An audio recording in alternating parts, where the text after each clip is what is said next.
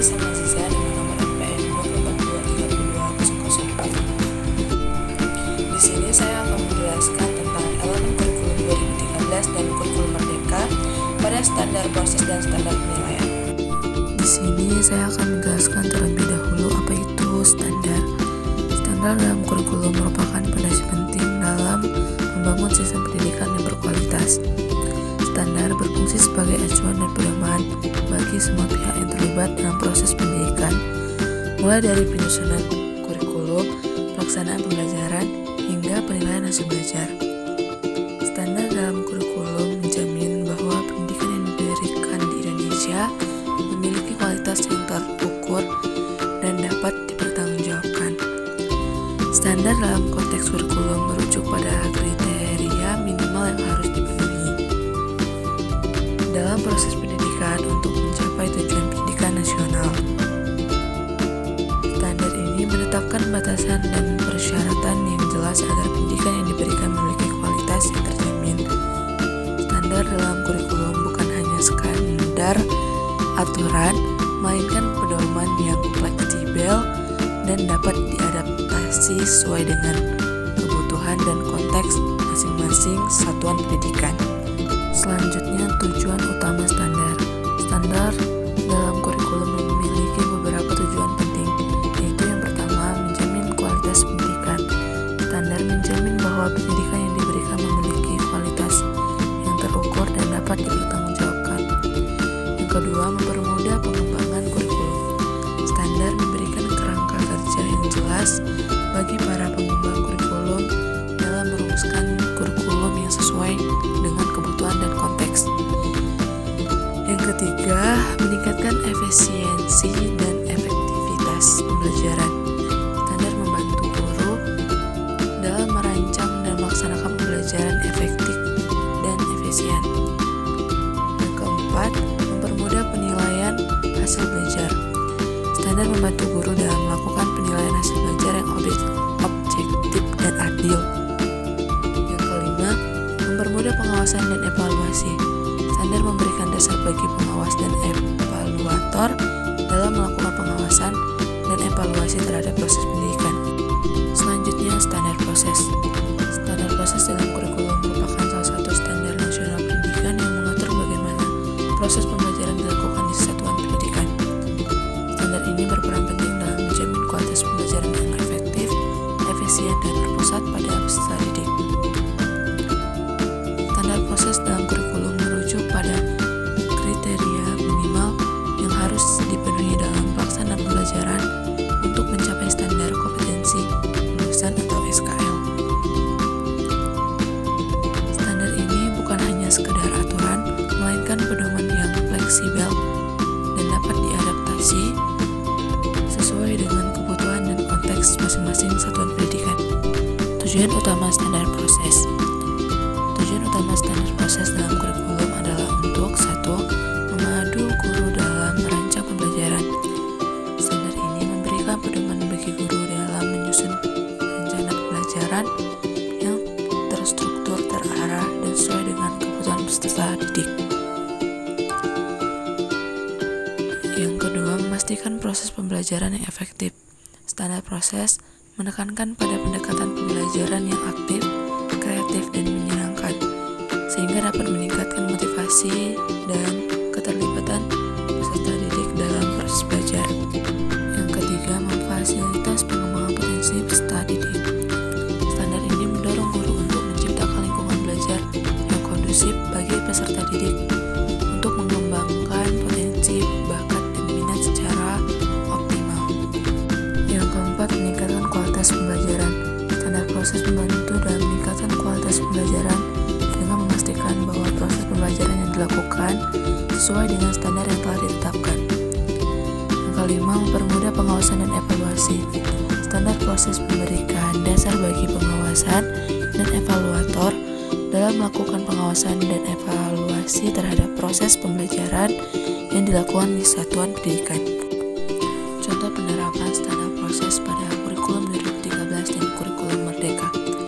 Di kurikulum 2013 ada pembelajaran berpusat pada siswa. Guru berperan sebagai fasilitator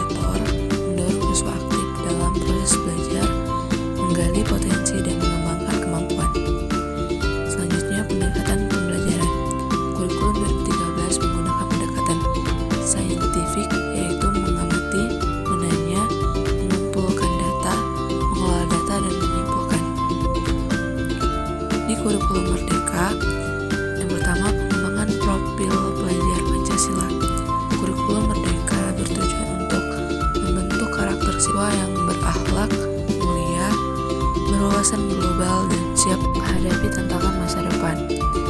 Selanjutnya, pembelajaran berdiferensiasi. Guru dapat memilih dan menerapkan model pembelajaran yang sesuai dengan kebutuhan dan karakteristik siswa. Selanjutnya, standar penilaian.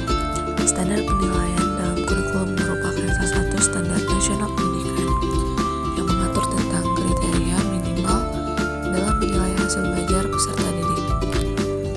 Standar ini berperan penting dalam memastikan keadilan, objektivitas, dan efektivitas dalam proses penilaian.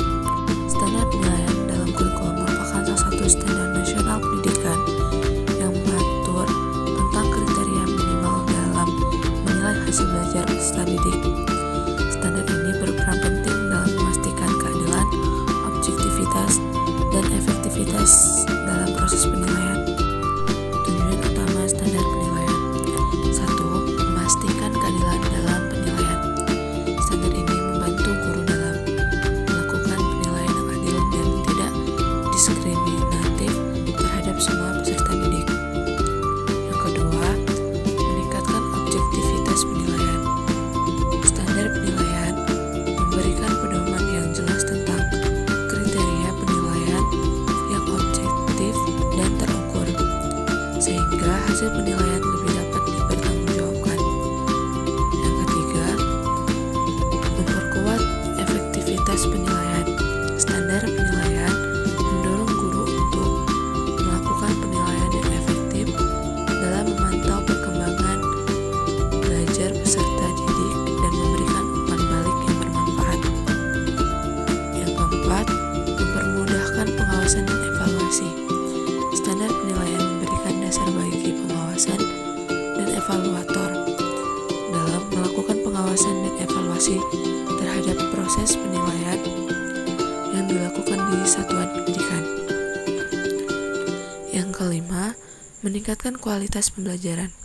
Standar penilaian membantu dalam meningkatkan kualitas pembelajaran yang memastikan bahwa penilaian yang dilakukan sesuai dengan standar yang telah ditetapkan. Contoh penerapan standar penilaian pada kurikulum 2013 dan kurikulum Merdeka di kurikulum 2013. Yang pertama, penilaian berbasis kinerja. Penilaian dilakukan melalui observasi, portofolio, proyek, dan presentasi yang menunjukkan kemampuan siswa dalam menyelesaikan masalah dan menerapkan pengetahuan. Yang kedua, penilaian berbasis portofolio. Siswa mengumpulkan hasil kerja dan refleksi dalam jangka waktu tertentu, menunjukkan perkembangan dan penguasaan materi. Di kurikulum Merdeka, yang pertama, penilaian formatif. Penilaian dilakukan secara berkala untuk memantau perkembangan siswa dan memberikan umpan balik. Yang kedua, penilaian sumatif. Penilaian yang dilakukan di akhir periode pembelajaran untuk mengetahui tingkat pencapaian siswa. Yang terakhir, kesimpulan. Di sini saya akan menyimpulkan tentang materi yang sudah saya jelaskan tadi. Kurikulum 2013 dan kurikulum Merdeka sama-sama bertujuan meningkatkan kualitas pendidikan Indonesia, namun berbeda pendekatan. Kurikulum 2013 lebih terstruktur, menekankan proses pembelajaran saintifik dan penilaian autentik yang terukur untuk memastikan pencapaian standar kompetensi.